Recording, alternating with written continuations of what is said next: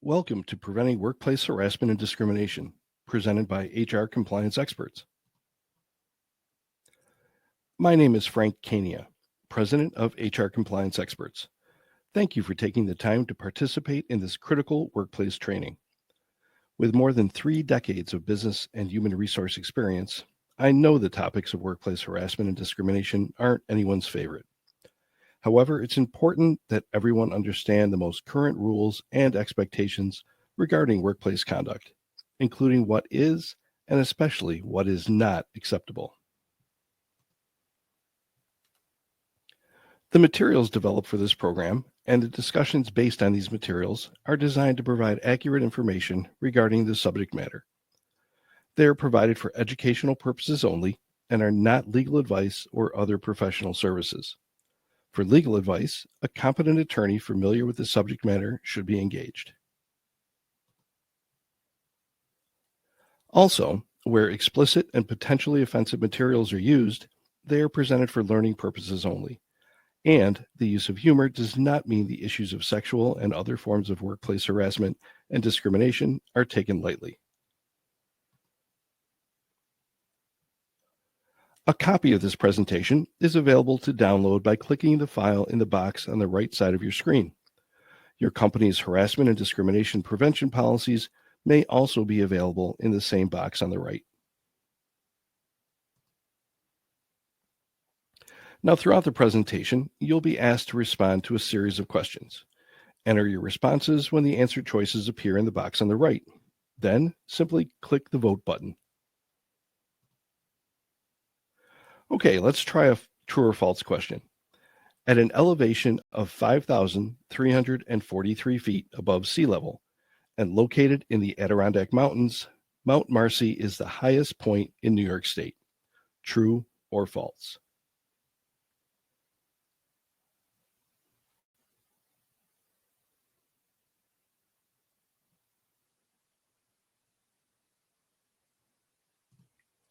Well, the answer is true.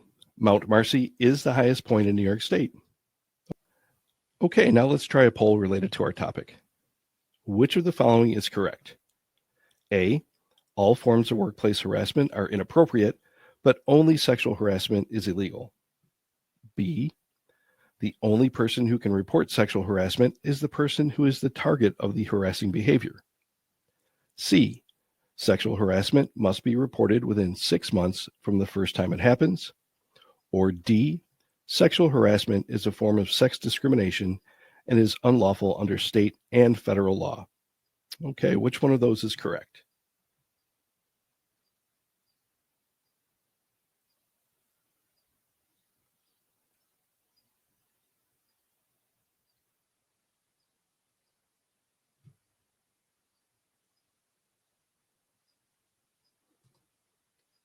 Well, the correct answer is D. Sexual harassment is a form of sex discrimination and is unlawful under state and federal law. Did you get that one right? I hope so, but if not, there are plenty more questions to come. Well, unfortunately, workplace harassment, including sexual harassment, has been an ongoing issue as long as people have been working together. However, in recent years, the topic of workplace harassment has received significant attention, creating an awareness of the serious and unacceptable nature of harassing behaviors and the severe consequences that result. The terms harassment and sexual harassment may mean different things to different people, depending on their life experiences. Well, that's why we're here today. While certain conduct may seem acceptable to some or have seemed acceptable in the past, a much clearer line has been drawn regarding what is unacceptable behavior. Also, as a reminder, the term workplace includes both the physical work environment where employees are present together, but also an online environment where employees are meeting and communicating.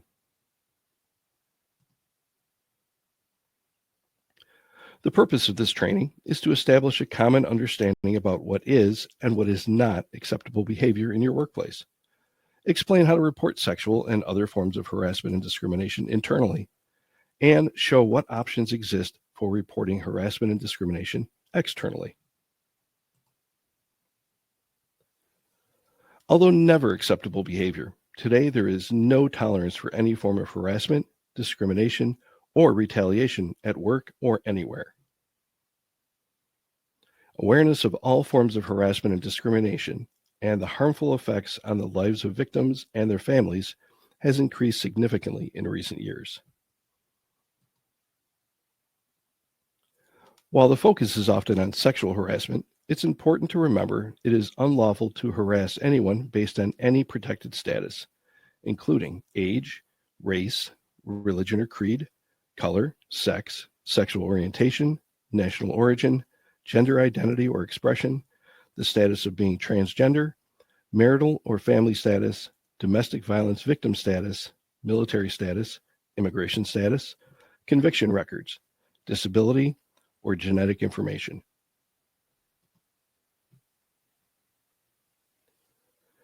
Your employer recognizes the negative impact harassing and discriminatory behaviors have on the workplace, which is one of the reasons why management continues its strong commitment to ensuring a work environment that is safe and free from all forms of harassment.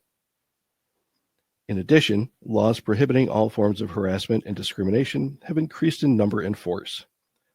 That means preventing all harassment, including sexual harassment, and ensuring suspected and reported incidents of harassment are promptly and thoroughly investigated.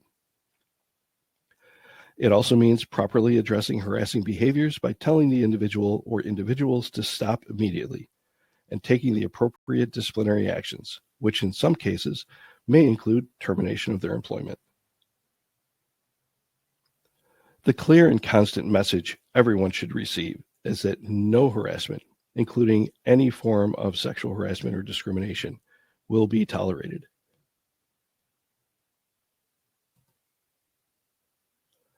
Employees are strongly encouraged to report harassing behaviors they experience, witness, or are made aware of. Further, all reports of harassment will be investigated in a timely manner. Repeated harassment, especially after the individual has been told to stop, is particularly serious and, if corroborated, may result in termination of employment.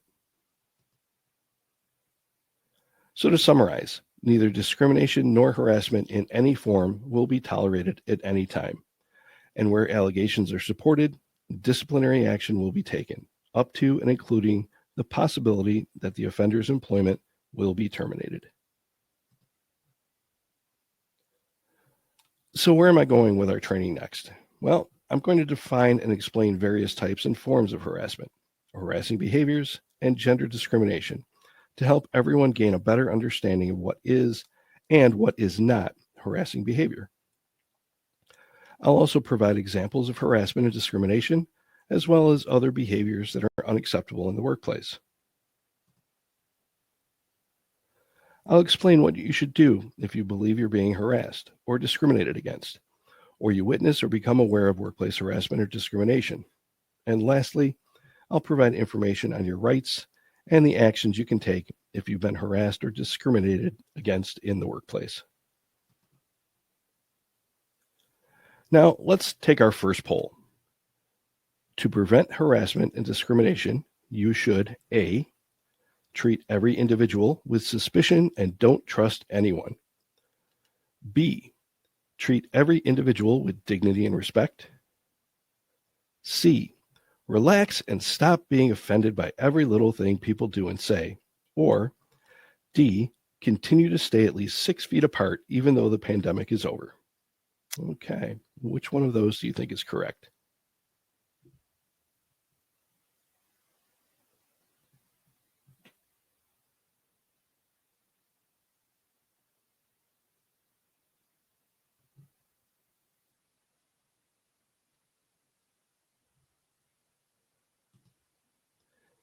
Well, if you've attended any similar trainings I've conducted, you may remember I've stressed that if everyone treats every individual with dignity and respect, harassment and discrimination would be eliminated.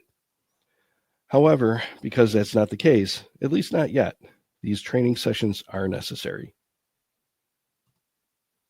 Sexual harassment is a form of illegal discrimination under Title VII of the Civil Rights Act of 1964 and the New York State Human Rights Laws, and it includes but is not limited to harassment based on the individual's sex, including pregnancy-related conditions, self-identified or perceived sex, sexual orientation, gender expression and gender identity, and the status of being transgender.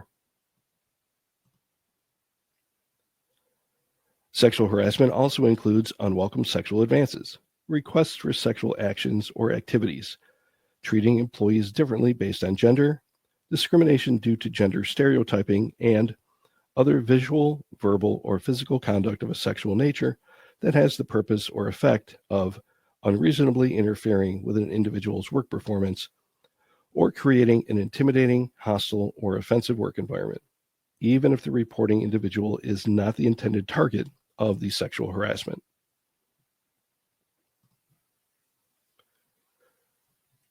I'm often asked to define gender discrimination, and it's actually pretty simple. As most of you know, the definition of discrimination is the unjust or prejudicial treatment of different categories of people. Therefore, the definition of gender discrimination is the unjust or prejudicial treatment of an individual based on sex stereotypes, gender expression, perceived gender identity, and treating an individual differently because of their gender. Also, gender discrimination is a form of sexual harassment.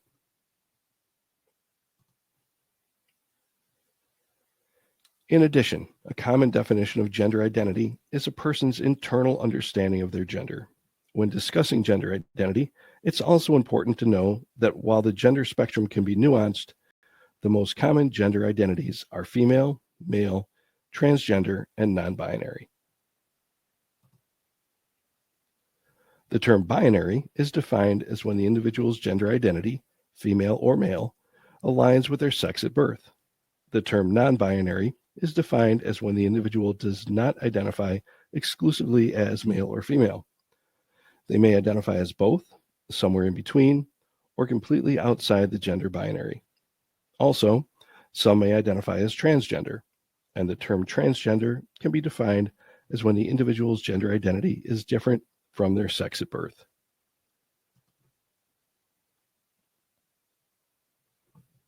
Gender-based harassment and discrimination are defined as unwelcome conduct of a sexual nature or actions directed at an individual because of their gender that unreasonably interferes with the individual's work performance or creates an intimidating, hostile, or offensive work environment.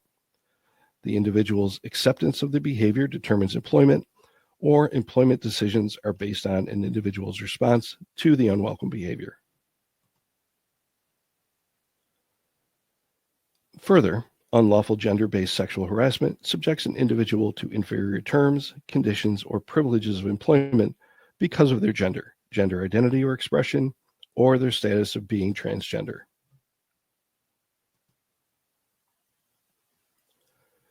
Gender-based hostile work environment harassment includes words, actions, behaviors, and or visual displays directed at an individual based on their gender, gender identity, or gender expression that may create a hostile work environment. The inappropriateness may be, but is not necessarily sexual in nature. There are three general categories of sexual harassment and other forms of harassment. They are verbal, visual, and physical. First, verbal harassment, which includes but is not limited to comments about someone's clothing or the way they dress, comments about a person's body, size, shape, their skin or hair, and comments about specific areas of a person's body, such as breasts or buttocks. Also, inferences regarding a request for sexual actions or activities, repeated requests for a date or to go out, intimidation, coercion, pressure, or threats. Spreading rumors about the individual's personal or private life, gossiping about a person's sexual preferences or activities, using crude, foul, or obscene language, or making sexually oriented sounds or noises. Also, jokes or remarks based on a person's sex, self-identified or perceived sex, sexual preference, sexual orientation, gender, gender identity, gender expression, or transgender status. Misgendering or using a transgender individual's dead name, and intentionally failing or refusing to use an individual's preferred pronouns. Next, visual harassment, which includes but is not limited to explicit, pornographic, or offensive photos, posters, drawings, pictures, graffiti, promotional or reading materials, cell phone or tablet cases, or other items that someone considers sexually harassing, discriminatory, or otherwise inappropriate or demeaning. Also, obscene gestures or simulated sex acts, discriminatory, explicit, pornographic, or offensive screensavers, cartoons, calendars, advertisements, social media posts and messages, emails, instant messages, and texts. And third, there's physical harassment, which includes but is not limited to inappropriate or unwelcome touching, kissing, hugging, grabbing, poking, patting, stroking, pinching, rubbing, or brushing against someone. Also impeding or blocking someone's movements, leering or staring, and of course, sexual assault, rape, or molestation.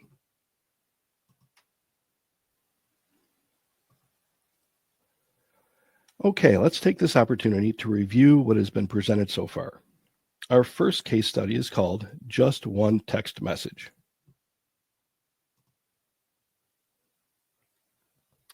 Shane, a home renovation manager, has developed a close friendship with Whitney, an interior designer and coworker. Shane and Whitney regularly have lunch together, and Whitney often refers to Shane as her work husband. Shane and Whitney also frequently exchange text messages using their personal cell phones during and outside of work. Last Saturday night, Whitney texted Shane a sexually explicit meme.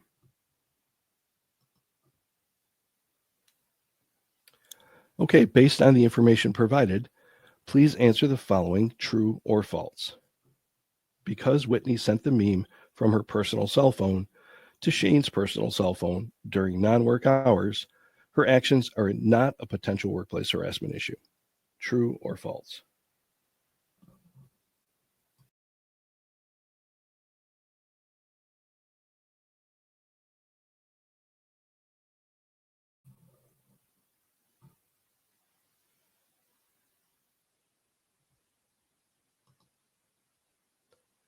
The correct answer is false.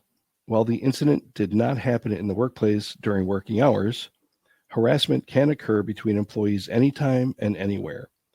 Employee behaviors outside of work hours that may impact the workplace are covered under anti-harassment laws, and also their employer's sexual harassment policy. In this instance, although Whitney sent the meme outside of work hours, Shane may consider it inappropriate and feel sexually harassed. Therefore, Whitney's behavior may be a workplace harassment issue. Did you get that one correct? Well, again, if not, there's plenty more to come. Our second case study, Diversity Hire, looks at workplace harassment and discrimination from a different perspective.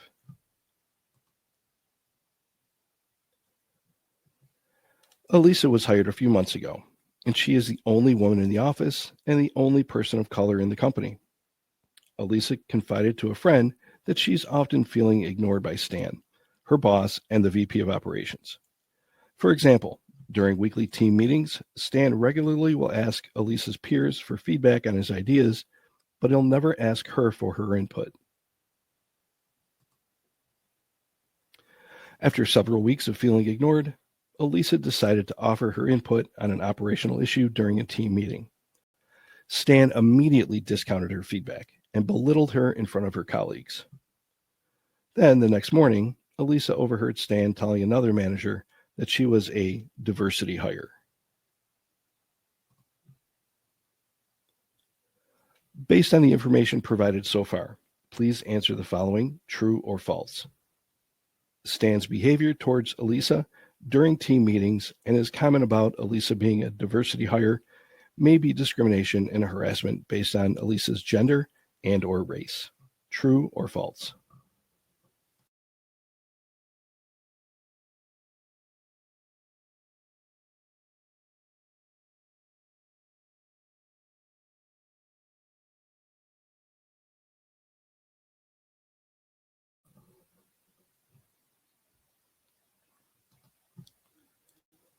The answer is true.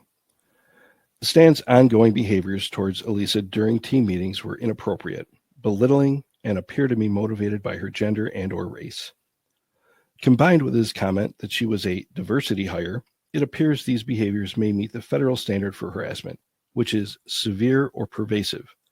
In this case, his behaviors are pervasive.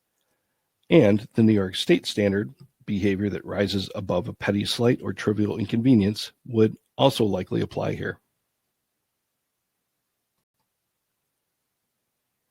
Now back to our case study. After the meeting in which Elisa offered her input, Stan ignored Elisa's phone calls and emails, turns his back on her during meetings, and refused to address her by name. However, determined to be successful regardless of Stan's inappropriate actions, Elisa outperformed all but one of her colleagues. Now let's fast forward a few months to her performance evaluation. Elisa earned high marks for her outstanding achievements. However, Stan rated Elisa's appearance as unprofessional. Shocked, Elisa asked Stan to explain his concerns with her appearance. Stan replied that he considered her hairstyle out of control and said she should straighten her hair to look more professional. Again, based on the information provided, please answer the following: true or false. Stan's rating and comment that he considered Elisa's hairstyle out of control were inappropriate and may be unlawful discrimination based on race. True or false?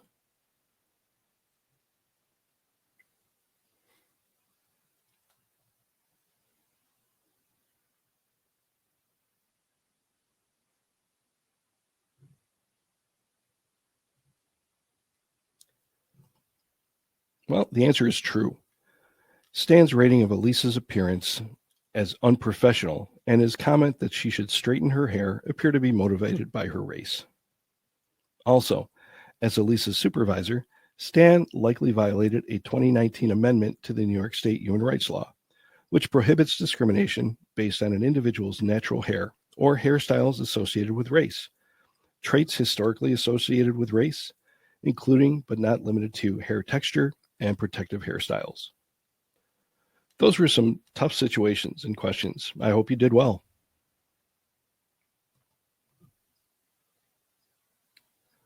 Now we'll move on to two categories of sexual harassment: tangible employment action, also referred to as quid pro quo, and hostile work environment.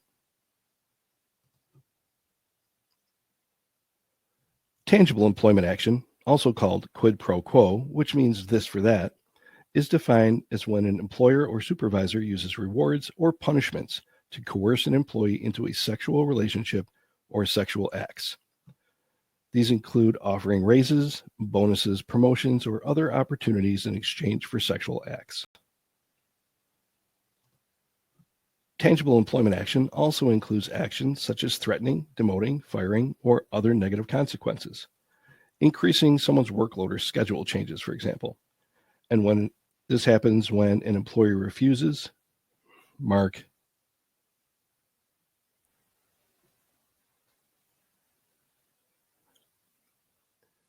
Tangible employment action, also known as quid pro quo or this for that, mark.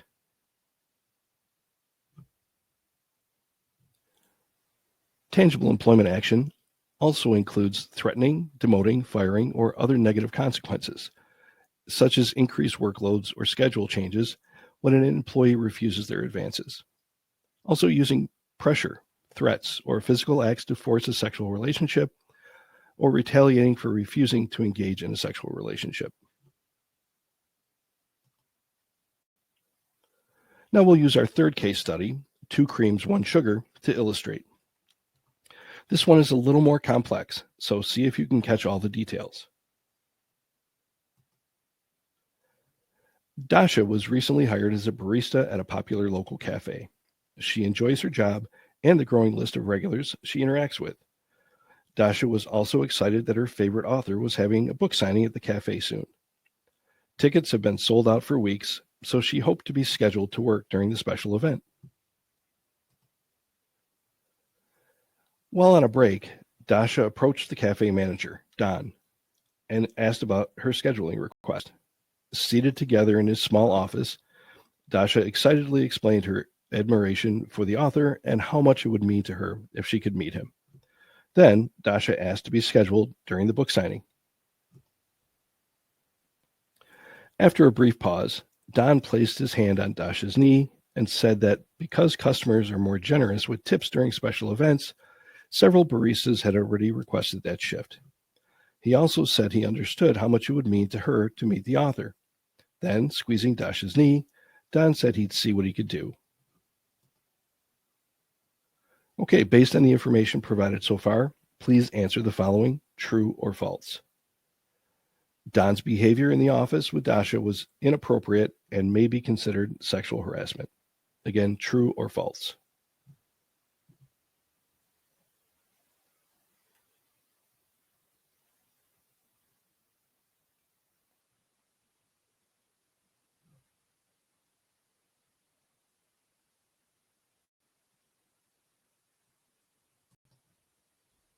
Well, the correct answer is true.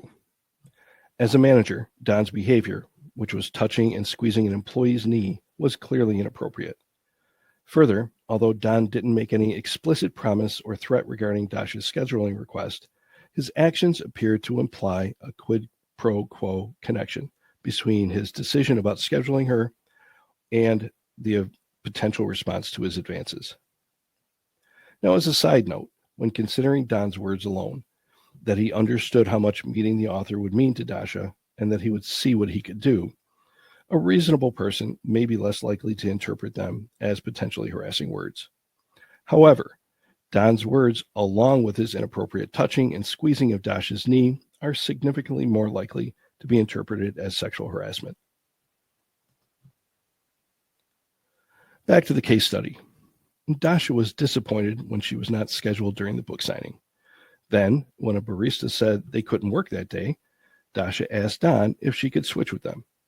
Don replied, "I'll approve it if you're willing to do something for me." And then he suggested they have pizza and hang out at his apartment later that night. Still really wanting to meet her favorite author, Dasha agreed to have pizza with Don. After pizza and some wine, Don slid his hand onto Dasha's thigh and then kissed her. Although not romantically interested in Don, Dasha briefly kissed him back and then quickly made an excuse to leave. The next day, Dasha checked her schedule and saw Don approved her request to trade shifts. A few weeks later, Don told Dasha about another author's event. Don said he would consider scheduling Dasha for the event and suggested they discussed it over a bottle of wine that evening. Dasha politely said no to Don. The next week, Dasha was scheduled for less than half the number of hours she had been working since she was hired. Again, based on the information provided, please answer the following question: true or false. Dasha cannot complain that she was sexually harassed by Don because she previously kissed him and then got the shift she wanted. True or false?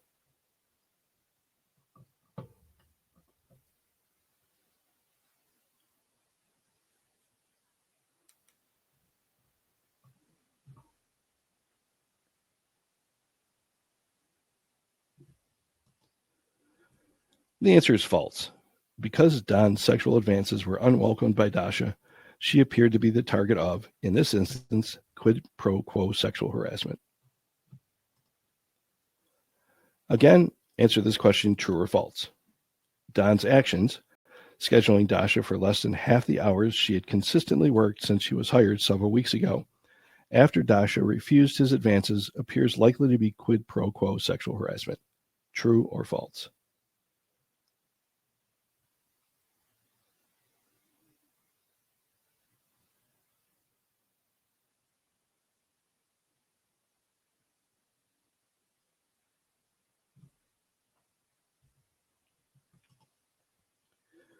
Well, the answer is true.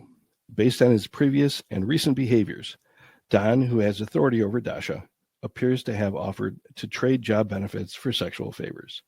That is, by definition, quid pro quo sexual harassment.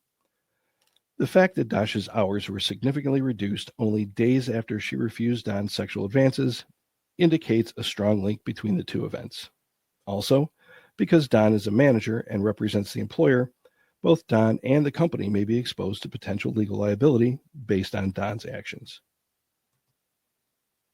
Okay, let's take a look at hostile work environment from a federal perspective. Federal law defines hostile work environment sexual harassment as conduct that is severe, pervasive, or both. Again, let me repeat that. Conduct that is severe, pervasive, or both. It creates or results in unreasonable interference with the individual's job performance, is offensive, intimidating, and results in a hostile work environment. And a hostile work environment can be created by anyone in the workplace.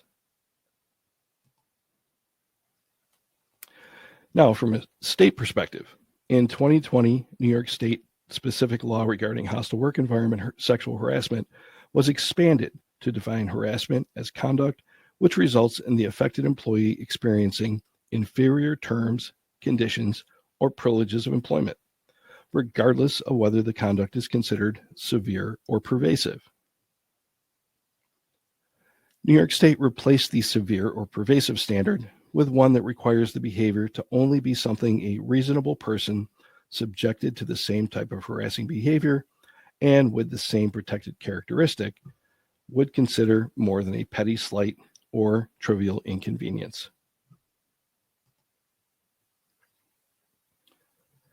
You should also understand that when determining whether hostile work environment harassment has occurred, the impact of the behavior on the individual reporting the alleged harassment is given substantial weight. Conversely, the alleged harasser's intent is never a mitigating factor when determining whether their behavior is found to be harassment.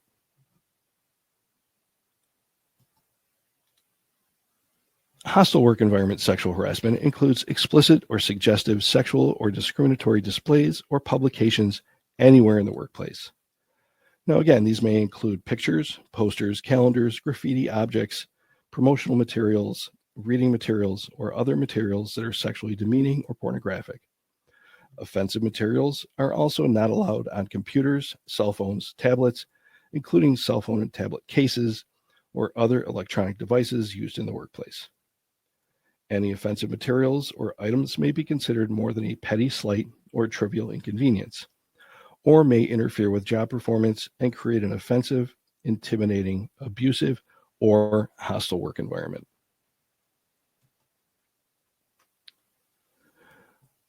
So in addition, interfering with, destroying, or damaging a person's work area, tools, equipment, or supplies may be creating a hostile work environment,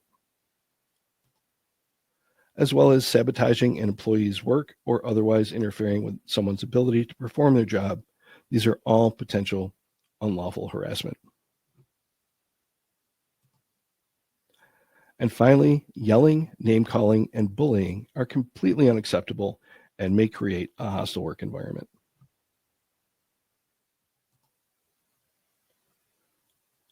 It's also important to understand the difference between what is and what is not unlawful sexually harassing behavior. Now, generally, none of the following are unlawful sexual harassment. A single stray remark, an isolated incident, or a consensual relationship. Well, that is until someone says no.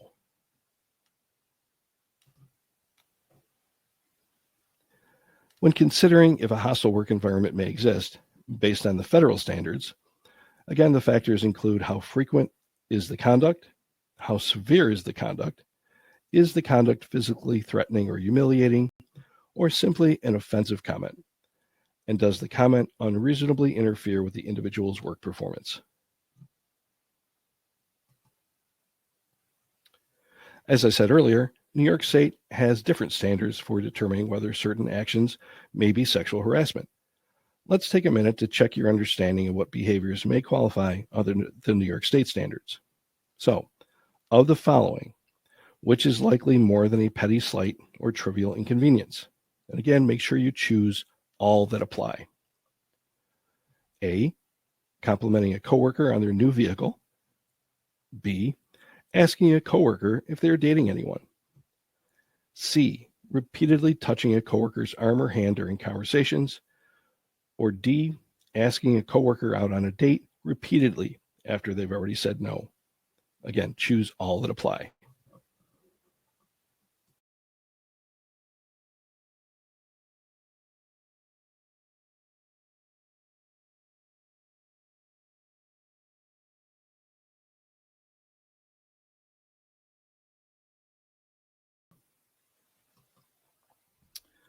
Well, over the years, I've heard people say things like, you can't say anything without it being harassment. Obviously, that's simply not true. Now, clearly, you can compliment a coworker on their new vehicle without concern. Likewise, if done politely, asking a coworker if they're dating anyone should be fine. However, repeatedly touching a coworker's arm or hand during conversations or asking a coworker out on a date repeatedly after you were told no are both unacceptable and likely harassing behaviors under New York State standards.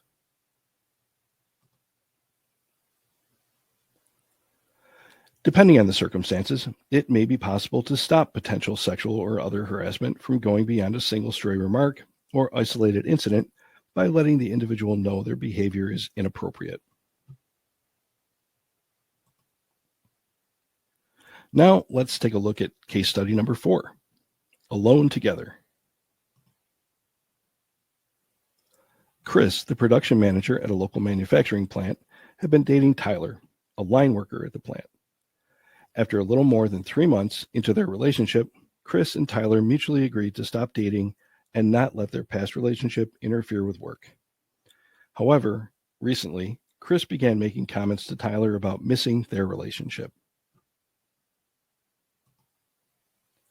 Tyler explained that although he really enjoyed their time together, the relationship is over and he has moved on.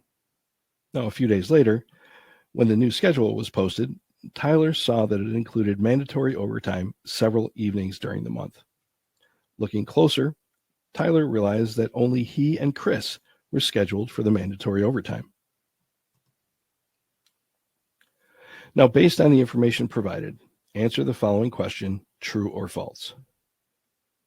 Chris's actions, scheduling Tyler several evenings of mandatory overtime alone with him, are not sexual harassment because Chris and Tyler were previously in a consensual relationship. Again, true or false.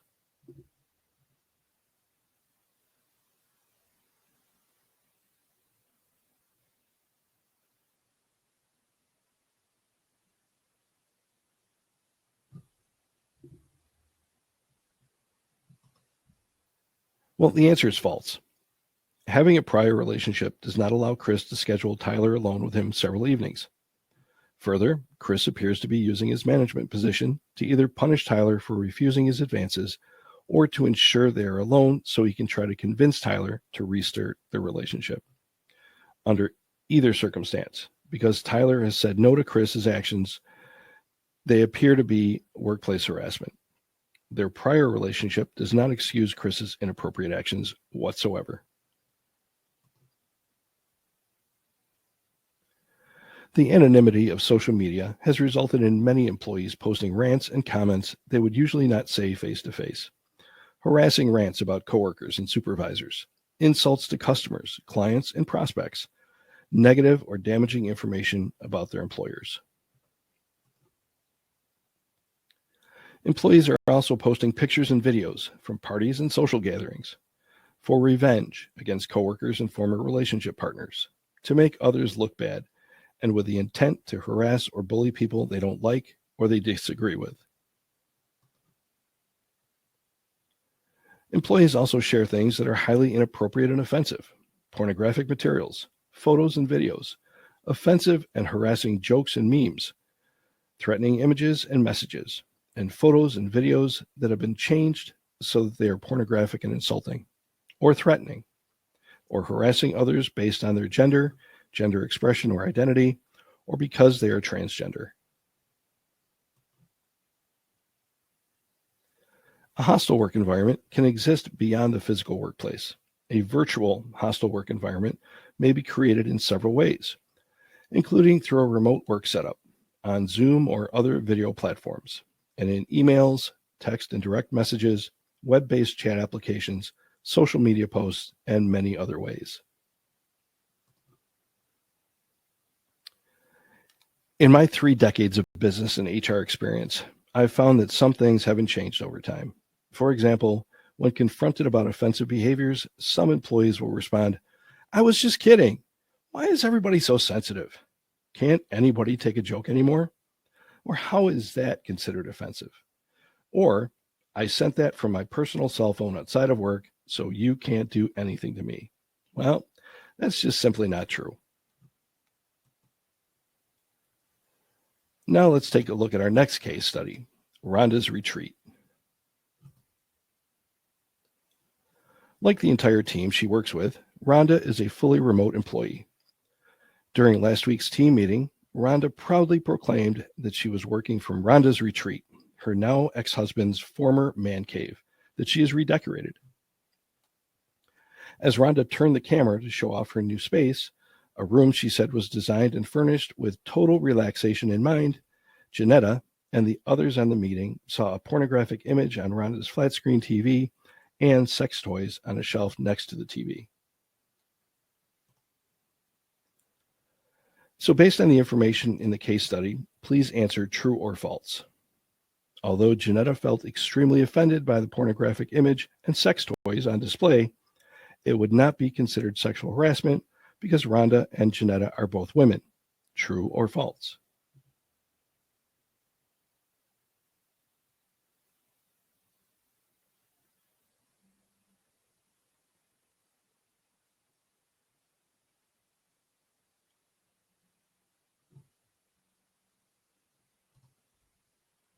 Well, the answer is false. The fact that both Rhonda and Janetta are women is inconsequential because sexual harassment can happen between two people of the same sex. Janetta felt extremely offended by the pornographic image and sex toys she saw during the video-based meeting, which may be the basis for a complaint of hostile work environment sexual harassment. Not wanting to embarrass Rhonda, Janetta sent her a text message informing her about what everyone was seeing on the TV and her shelf. Amused by Janetta's text, Rhonda responded, "Don't be such a prude. Why don't you come over after work and we'll watch something with lots of giant."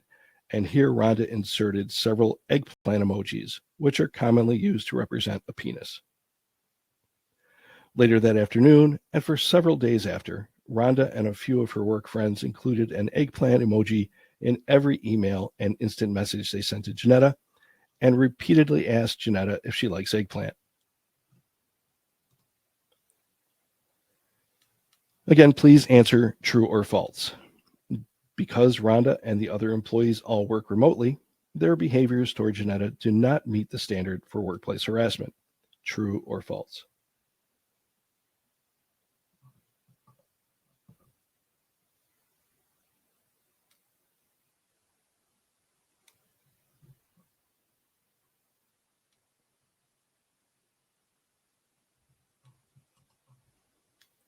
Well, as I'm sure you know, the answer is false.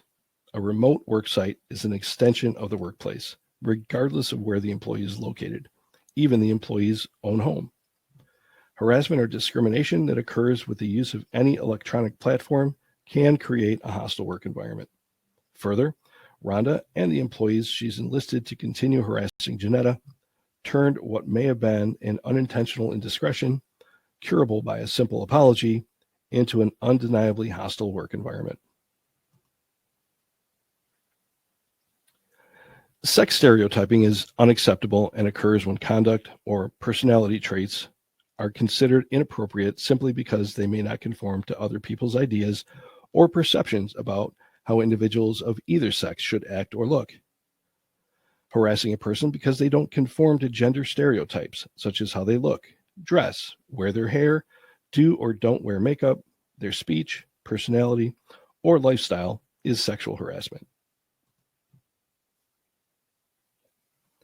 Harassment because someone is performing a job that is generally thought to be or has historically been performed by individuals of a different sex or gender is also sex stereotyping and likely gender discrimination.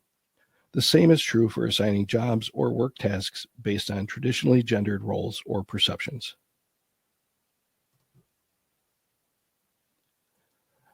Our next case study is called "I Am Qualified."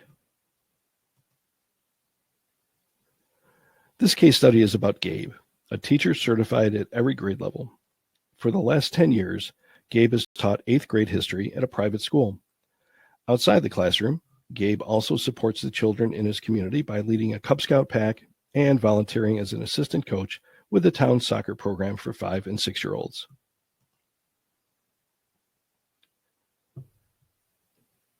Gabe's goal has always been to teach kindergarten, so when a spot opened in the school's kindergarten program, he applied for the position. Given his professional qualifications and volunteer experience working with young children, Gabe was an excellent candidate for the position. During the interview, Gabe was asked the following question: how would you respond to a parent who intends to remove their child from your classroom because you're a male teacher? After a brief pause, Gabe explained that he would invite the parent to discuss their concerns with him before making that decision.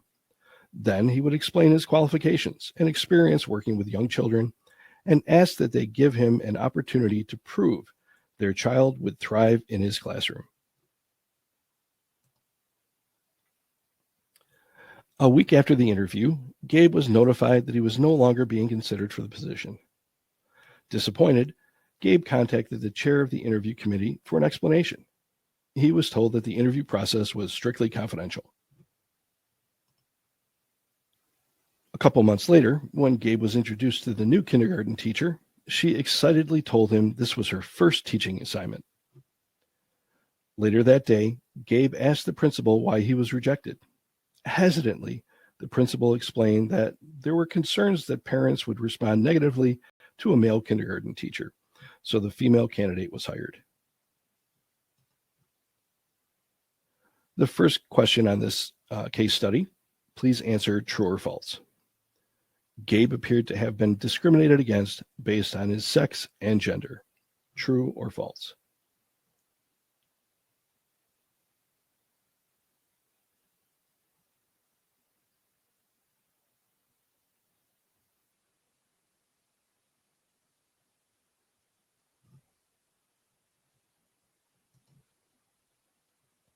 The answer is true.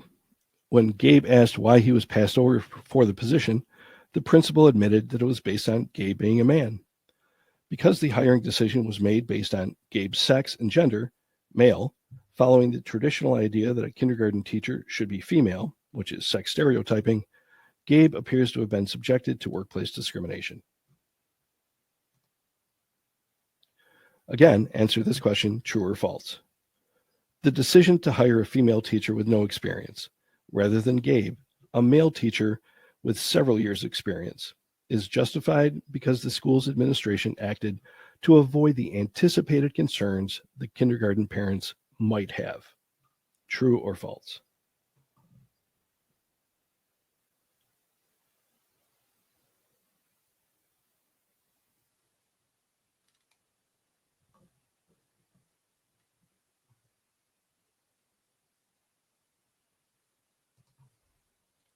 Well, the answer is false. The school administration's decision, which was to reject a more qualified candidate because their sex or gender did not align with the stereotype of a female kindergarten teacher, is not justified by their attempt to avoid concerns they anticipated parents might have. Further, if parents did voice concerns about a male kindergarten teacher, it would be the administration's responsibility to manage those concerns without discriminating against Gabe. Now it's time for a brief public service announcement.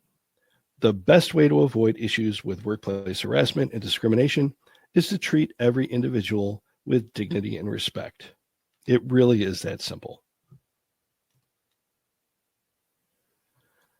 However, in the unfortunate absence of dignity and respect for all, any individual can be the target of workplace or sexual harassment, regardless of their sex or gender.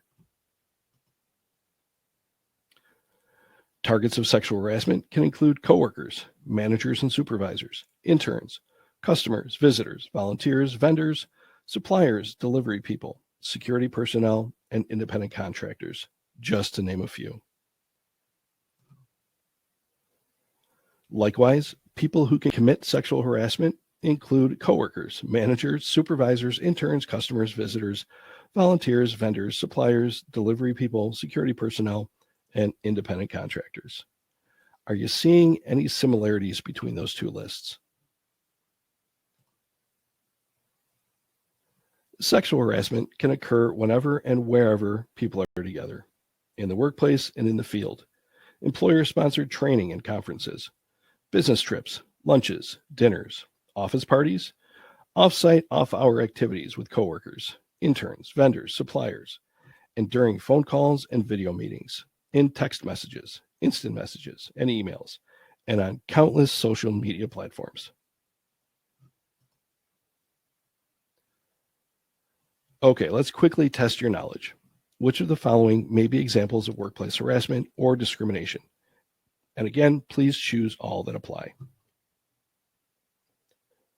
First, an employee posting misogynistic rants about a coworker on TikTok. Next, a supervisor slapping a subordinate's buttocks. Also, an employee refusing to use the preferred pronouns of a coworker. And coworkers discussing their recent sexual activities during a Zoom meeting. Which of these may be examples of harassment or discrimination? And again, choose all that apply.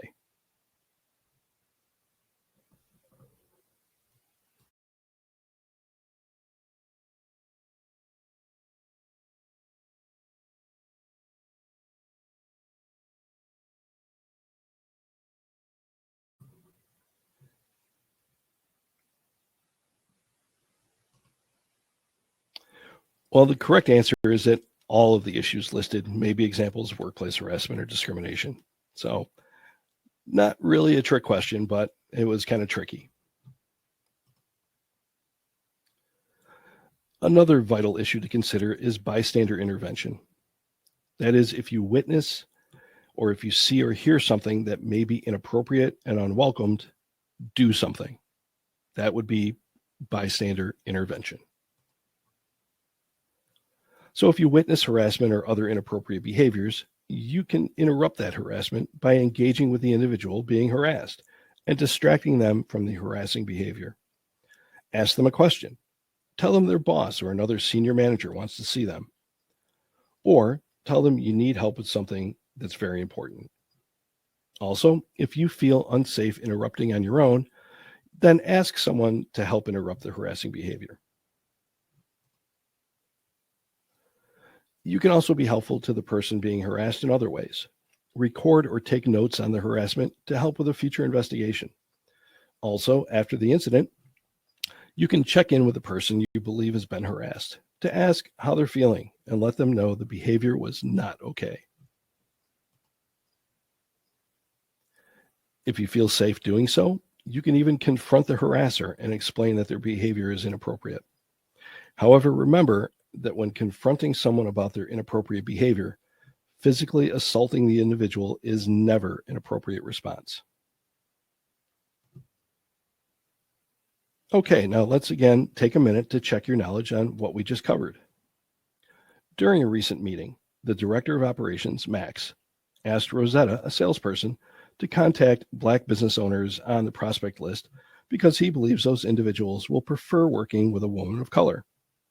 Sophia, Rosetta's peer, was present when Max made the comment and isn't sure what to do. Based on the information provided, which bystander intervention would be most appropriate for Sophia? A, do nothing. It sounds like a good business strategy. B, agree with Max and suggest similar strategies. C, check in with Rosetta after the meeting to ask how she's doing and let her know that Max's behavior was inappropriate. Or D, scream that Max is a bigot and throw her stapler at him. Okay, which one of those would be the best bystander intervention for Sophia?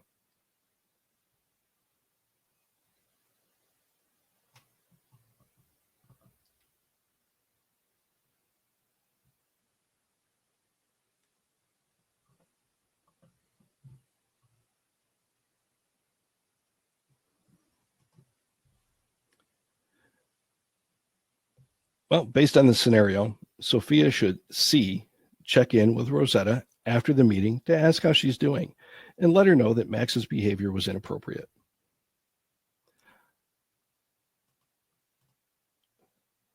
Our next topic is retaliation. One of the key points to remember is that retaliation is unlawful and prohibited by federal, state, and in some instances, local laws and regulations. Employees may not be retaliated against for engaging in any protected activity, and these activities include, but are not limited to, complaining about harassment or discrimination to a supervisor, manager, HR, or other designated party. Reporting suspected harassment or discrimination when they're not the target, for example, as a bystander. Or filing a formal complaint with the company, the state DHR or EEOC, or taking legal action. The same is true when opposing all forms of harassment or discrimination, assisting a coworker or other individual with a harassment complaint, and providing information regarding alleged harassment or discrimination during a workplace investigation, government agency investigation, or by testifying in court. Unlawful retaliation includes changing an employee's terms or conditions of work because the employee is engaged in protected activities.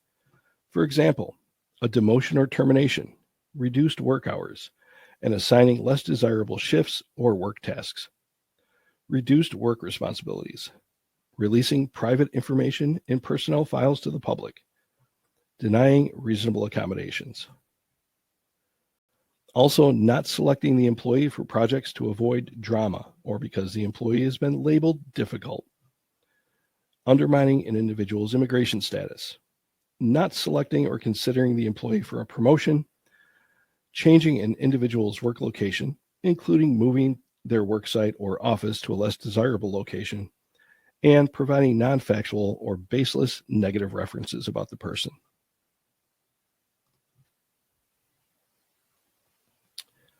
Retaliation may also include actions during or outside of work, such as harassment or threats of physical violence made on social media. Any action that might discourage an employee from reporting harassment or discrimination, and any action that punishes an employee for reporting harassment or discrimination. With such a seemingly extensive list of potential retaliation, I'm sure you're wondering, well, what is not considered retaliation? Well, a negative employment action, for example, a disciplinary action that is unrelated to the protected activity, is not retaliation. Also, requiring an employee to meet all job requirements and expectations is generally not going to be considered retaliation. However, when a manager or supervisor is assessing an employee's performance or considering discipline based on performance, they should consider the potentially negative impact that experiencing harassment or discrimination may have had on the employee's work performance. Now let's do another quick knowledge check on retaliation. Which of the following scenarios is not likely to be considered retaliation? A. Sam posted a warning for business owners on LinkedIn saying not to hire Carly based on her harassment claims against him. B. Simon, a witness in a workplace investigation, received a written warning for repeatedly being late for work. C. After submitting a discrimination complaint against her manager, Michelle's hours were reduced by half. Or D. After participating in a workplace investigation, Axel was transferred to an office that increased his commute by 1 hour a day. Remember, choose the one that you think would not be considered retaliation.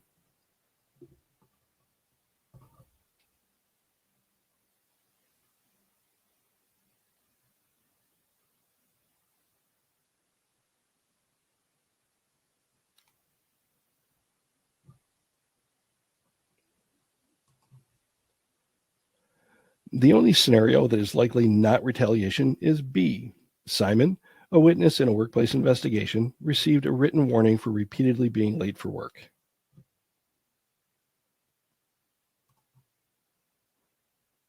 Now let's discuss how to report being harassed or discriminated against, or report witnessing possible harassment or discrimination. If you are being harassed or have been harassed or discriminated against, you should reach out to a manager or supervisor, someone in your human resource department, a member of the senior management team. an individual identified in the company's harassment prevention policy, or a member of the company's board of directors, if applicable.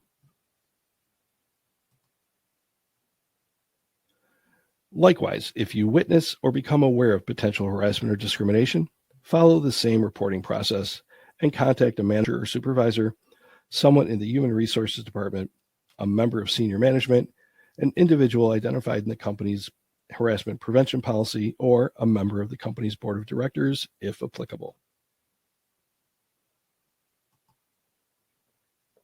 Clearly, experiencing or witnessing harassment and discrimination are at the very least stressful. In either case, you should document the details of what occurred, the who, what, where, when, and how, as soon after the incident as possible. If making written notes, identify who was involved, what happened, where and when the incident occurred, and include sketches of items, locations, surroundings, whatever. Provide the same details if we record verbal notes, and include supporting pictures or a video if possible. Employees are encouraged, but not required, to complete the complaint form provided by the company. Further, employees may report harassment in writing or verbally. Also, everyone should understand that all complaints are taken seriously and will be investigated. If you aren't satisfied with the response or aren't contacted for a follow-up, bring your complaint to the next level of management or appropriate party. It is unlawful for your employer to retaliate against you for reporting alleged harassment or discrimination, or for participating in or assisting in any investigation. Supervisors and members of management must understand that when receiving a complaint or information about potential sexual or other harassment, observe what may be harassing behavior, or for any reason suspect harassment may be occurring, they are required to take action, including reporting the information to HR, senior management, or another appropriate party. Now, I want to stress that whenever a supervisor or member of management receives a report or becomes aware of potential harassment, they must report it promptly, even if no one is offended, no one's objecting or complaining about what may be the harassment. It seems trivial or all in good fun. The individual subjected to the harassing behavior speaks in confidence to you, or they ask that it not be reported, or the alleged harasser is a superior and does not want their actions reported. In addition to being subject to discipline for engaging in sexually or other harassing conduct, a supervisor or member of management will also be subject to discipline for failing to report suspected sexual or other harassment, or otherwise knowingly allowing any form of harassment to continue. Further, supervisors and members of management will be subject to discipline for engaging in or allowing any form of retaliation. If you're a supervisor and part of management, remember that you are in a position of authority and responsibility and must never abuse that authority. By ignoring or failing to take the required steps to address and stop harassing behaviors, you will be creating potential legal and financial liability for your employer and very likely yourself. In addition to reporting responsibilities, it is vital to understand that the reporting process can be very difficult for the individual who experienced the inappropriate behavior. Being identified as a possible target of the behavior and being questioned about the alleged harassment or discrimination can be, at best, uncomfortable, and at its worst, intimidating and even re-traumatizing. Remember to be flexible and accommodate the needs of individuals who may have been targeted and experience harassment or discrimination. Also, it's vital to ensure the workplace is safe and free from retaliation during and after an investigation.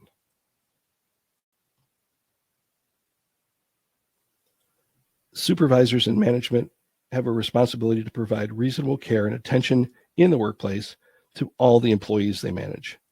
That includes the responsibility to model appropriate workplace behavior at all times. Okay, now let's go through our last case study called My Name is Corey. This case study is about Corey, an employee who identifies as a trans woman. Corey has worked for their current employer for 10 years, including the last 3 years as a remote employee. Corey fully transitioned 6 months ago, and their preferred pronouns are they, them, their. Also, management at every level has been fully supportive of Corey throughout their career with the company and continues to follow their lead on all transition-related decisions and matters.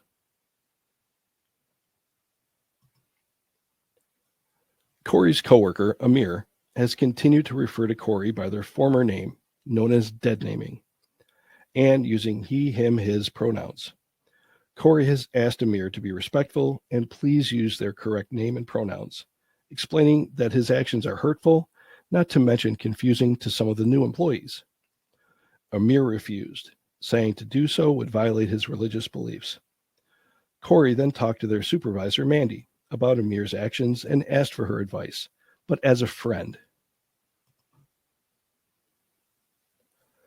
After listening to Corey, Mandy pointed out that because she's not Amir's supervisor, there was nothing she could do to intervene. Then Mandy said, as a friend, I think you should ignore Amir's behavior. He has a right to his religious beliefs, and if you push the issue, he could file a complaint against you for religious harassment. So, based on the information provided, which of the following statements is correct? A, although she's not Amir's supervisor, Mandy should immediately investigate Amir herself for gender harassment against Corey. B, as their supervisor, Mandy should immediately discipline Corey for religious harassment against Amir. C, because Corey asked Mandy for advice as a friend, not her supervisor, Mandy should keep their conversation about Amir confidential. Or D, Mandy must treat her conversation with Corey as a formal complaint about Amir's actions and report it to HR or senior management. Which of those is correct?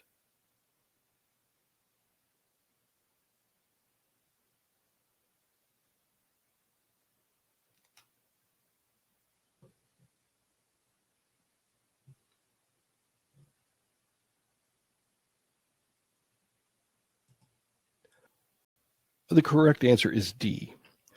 Mandy must consider her conversation with Corey as a formal complaint about Amir's actions and report it to HR or senior management. Now, as a supervisor, Mandy is required to report any complaint of alleged harassment or discrimination to the appropriate party, regardless of Corey asking for her advice as a friend. By telling Corey to ignore the behavior, Mandy is not fulfilling that responsibility and potentially exposing the company and herself to legal liability. Also, Mandy should not take it upon herself to investigate any situation. HR and senior management should always be involved in decisions regarding workplace investigations. Now, true or false? Amir's actions are protected by his right to freedom of speech and religious beliefs. True or false?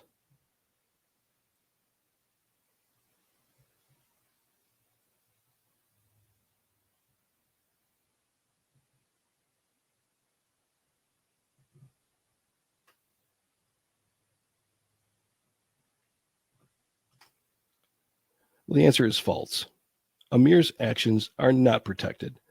In this scenario, Amir's actions are likely creating a hostile work environment and are unlawful discrimination based on gender identity, regardless of Amir's stated religious beliefs.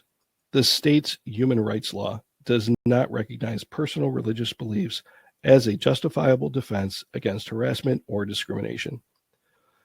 Also, contrary to common belief, an individual's right to freedom of speech does not extend to the workplace if their employer is a private, non-government company or organization.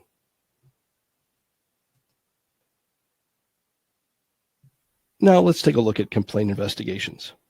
As I mentioned previously, all reported incidents of alleged harassment, discrimination, or retaliation will be investigated. The investigation will begin and be completed as quickly as possible.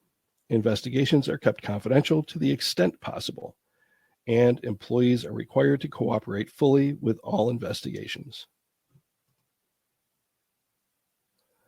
A designated person internal or external, will review the complaint and take the necessary steps to protect the complaint and the investigation. Relevant documents, emails, text, and other electronic messages, social media posts, and everything else that's pertinent will be gathered, reviewed, and protected as part of the investigation. All parties involved, that is, the individuals who complained and the subjects of the complaints, will be interviewed along with any individuals who may have relevant knowledge of the issues. After gathering and reviewing the evidence, the investigation will be documented and a determination will be made based on a preponderance of the evidence.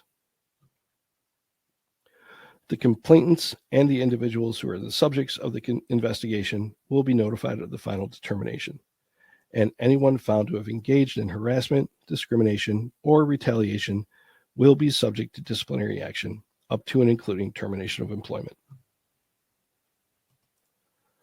Okay, now it's time for our lightning round. Employees are strongly encouraged to report potential harassment for a few important reasons. Behaviors that may not meet the legal standard of harassment or discrimination may still be a violation of company policies. Management's goal is to stop all forms of harassment and discrimination as quickly as possible, and management can't address issues that are not brought to its attention. Also, as a reminder, employees reporting harassment or discrimination are encouraged to complete a written complaint form, which will be provided by the company. However, employees may also report harassment or discrimination verbally, and all complaints, regardless of how they are received, will be taken seriously and investigated. In New York State, a complaint alleging a violation of human rights law may be filed either with the New York State Division of Human Rights or in New York State Supreme Court. That's important to understand because a claim of sexual harassment or discrimination would qualify as a violation of the human rights law. And employees have the legal right to file a complaint with the New York State Division of Human Rights within 3 years from the date the alleged sexual harassment occurred. Discrimination complaints must be filed within 1 year of the alleged discrimination. No attorney is needed to file a complaint with the Division of Human Rights, and if an individual does not file a complaint with DHR, they can go directly to the Supreme Court in the state and file a lawsuit under the human rights law, as long as it's filed within 3 years of the alleged sexual harassment.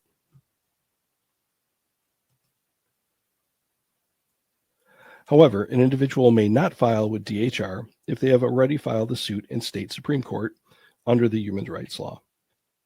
And more information is available at www.dhr.ny.gov or by calling 1-800-HARASS-3. That's 1-800-HARASS-3. As I mentioned previously, employees also have the right to file a claim with the Federal Equal Employment Opportunity Commission, or EEOC. Again, no attorney is needed to file an EEOC claim. However, these claims must be filed within 300 days of the alleged sexual harassment. And, unlike the state's rules, a complaint must be filed with the EEOC before a lawsuit can be filed in federal court. For more information, visit www.eeoc.gov.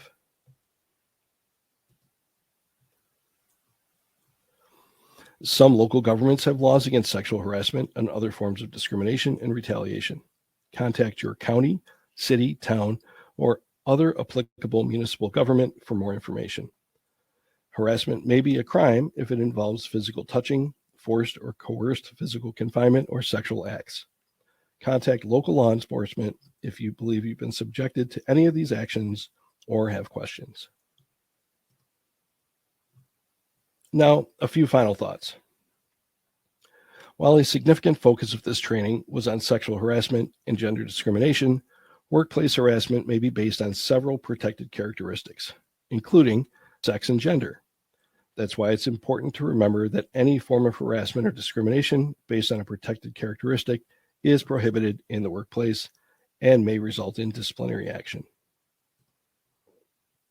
And if you remember from the beginning of this training, protected characteristics include age, race, creed, color, national origin, sex, sexual orientation, gender identity or expression, family status, marital status, domestic violence victim status, military status, disability, genetic characteristics, and criminal history. The information presented in this training applies to every type of form of workplace harassment based on any and all protected characteristics. And a message for all employees, supervisors, and management. Retaliation is unlawful, period.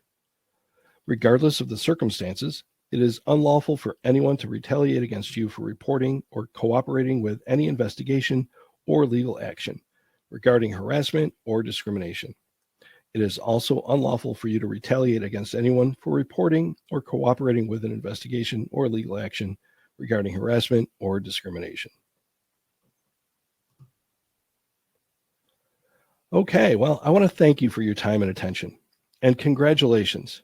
I hope that by completing this vital training on preventing workplace harassment, discrimination, and retaliation, we're all one step closer to treating everyone with dignity and respect. There is one last step, which is for you to take a brief online multiple choice quiz. So don't go away. You'll be directed to the quiz in just a minute.